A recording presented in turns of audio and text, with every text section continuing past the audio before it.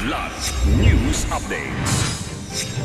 Sa ating mga balita, Vice President Sara Duterte at Senator Riza Ontiveros nagkainitan sa 2025 Office of the Vice President Budget Hearing. 10 million pesos para mahanap si Pastor Apollo Kibuloy legal ayon sa Department of Justice. 10 taong gulang na bata sugatan matapos pagsasaksakin ng babae sa Taytay, Rizal. Ako po si Cesar Soriano, kasama ang buong pwersa ng Kidlat News Channel para ihatid ang nangungunang mga balita sa buong kapuluan. Ngayon, Nagkainitan sina Vice President Sara Duterte at Senator Riza Ontiveros ng questionin ng Senadora ang ilan sa mga programa ng Office of the Vice President o OVP. Sa kasagsagan ng Senate Finance Subcommittee hearing sa proposed 2.037 billion peso 2025 budget ng OVP, inusisa ni Ontiveros ang malaking porsyento ng 1.909 billion peso operations budget na nakalaan sa ilang socio-economic programs. Anong nag-lead sa OVP na mag-consider na i-launch yung ganitong programs na parallel naman sa katulad at existing programs ng iba't iba nating line agencies? Totoo po, merong mga ibang local government units at ibang national government agencies na ganito po ang kanilang programa. Pero po, nung ako ay umupo as a Vice President, I took an oath, and doon sa oath, I said that I will do justice to every man. So hindi po kami pwedeng humindi sa mga tao na humihingi ng tulong, lalong-lalo na ay kaparte ng gobyerno ang Office of the Vice President. Hirit ni Ontiveros sa OVP kung maaaring ilaan na lamang ang budget ng ilang mga programa nito sa iba pang line agencies. Ipapaubaya na lang umano ni Duterte ang desisyon sa Kongreso. Ngunit binigyang diin naman nito ang pamumulitika sa ilang programa ng gobyerno. Kapag meron po kaming nire-refer o binibigyan ng endorsement ng AIC sa DSWD, kadalasan po nasagot sa amin ay hindi pwede dahil galing yan sa Office of the Vice President at kalaban yan. Minsan po, totoo yan na pupolitika ang assistance. Isa rin sa inusisa ni Ontiveros ang librong Isang Kaibigan na mismong si VP Sara ang may akda at may budget na 10 million pesos. Ngunit hindi ito agad sinagot ng Vice Presidente at sa halip, inungkat ang umano'y pamumulitika ng senadora sa budget ng gobyerno noong ito'y akbayan congressman pa lamang.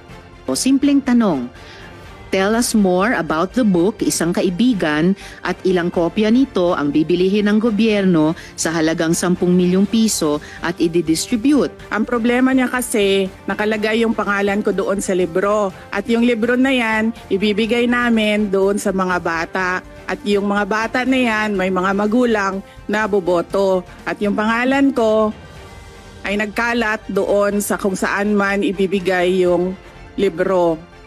Madam Chair, we commit to send tomorrow everyone in this room a copy of the book. Madam Chair, hindi ko maintindihan yung ugali ng ating resource person. It is a simple question. Paulit-ulit na this is politicizing. I don't appreciate this kind of attitude. Hindi ikinatuwa ni Ontiveros ang inasal ni Duterte sa harap ng Senate panel, saka naman inungkat ni VP Sara ang paghingi ng pabor ng senadora noong senatorial race kung saan natalo ito ng 2 beses. Natigil lamang ang diskusyon nang pumagitna si Senator Grace Poe. With due respect to our resource persons and also our colleagues, I think that we should really stick to the budget. Iginiit ng Department of Justice o DOJ na legal ang 10 million pesos na pabuya sa makapagbibigay impormasyon sa kinaroroonan ni Kingdom of Jesus Christ o KOJC leader Pastor Apollo Kibuloy. Ito ay matapos questionin ni KOJC Executive Secretary Eleanor Cardona ang reward na tinawag nitong bounty na anyay tila pagturing kay Kibuloy bilang masahol pa sa terorista gayong di pa ito nako-convict. Nilinaw naman ni DOJ Undersecretary Nicolas T. ang kinaibahan ng mga terminong bounty at reward. Ayon kay T, legal ang pag-alok ng pabuya o reward sa mga individual na makapagbibigay impormasyon para maaresto ang isang tao dahil una, trabaho ng justice sector na ipatupad ang criminal laws na hindi naman maipatutupad kung nawawala ang akusado. Dagdag pa nito, maliwanag umano sa sistema ng bansa na hindi bawal ang pabuya para mahanap ang isang akusado at madala ito sa husgado. Kinontra naman ito ng counsel ni Quiboloy na si Attorney Israelito Torion at sinabing ang pagtanggap ni Interior Secretary Benher Abalos sa reward ay labag sa RA 6713 o Code of Conduct and Ethical Standards for Public Officials and Employees. Gayunpaman, nilinaw ni Abalos na hindi siya nanghingi ng pera para sa reward. Nilinaw din ni T na ang pabuyang inialok sa DILG ay hindi maituturing na bribe o suhol. 22 saksak sa iba't ibang bahagi ng katawan ang natamo ng isang 10 taong gulang na lalaki matapos pagsasaksaki ng isang 18 anyos na babae sa Barangay Dolores, Taytay, Rizal. Sa investigasyon ng Rizal Police Provincial Office at base na rin sa kuha ng CCTV sa lugar, pauwi na mula sa paaralan ng biktimang kinilalang si Archie nang bigla itong undayan ng saksak ng suspect. Tumigil lamang ito nang may mapadaang ilang motorista na kumausap at umawat sa suspect. Nagawang makatakas ng suspect mula sa crime scene, ngunit agad din itong nahuli ng otoridad. Na-recover sa kanya ang 6 na pulgadang patalim na ginamit sa pananaksak. Hawak na ng Taytay Municipal Police Station ang suspect na nahaharap sa kasong frustrated murder. Nagpapagaling naman sa ospital ang biktima.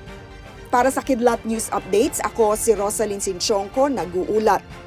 At inyo pong natunghayan ang mga headlines sa nakalipas na mga oras. Manatili nakatutok para sa mga susunod na updates at breaking news. Ako po si Cesar Soriano, kasama nyo sa bawat pagputo ng balita.